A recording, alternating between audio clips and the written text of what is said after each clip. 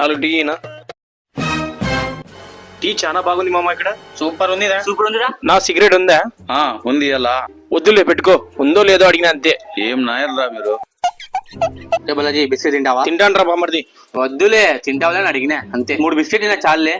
తూనిక కృతి. తీసుకోండి రా బిస్కెట్లు. తినండిలే, మెక్కండి.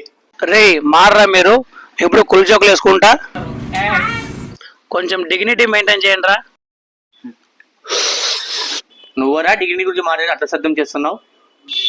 ఛీ, ఏం చిల్లర నాయలరా మీరు. మారారా, మీతో ఉంటే నా పరుగు పోతుంది. బాయ్.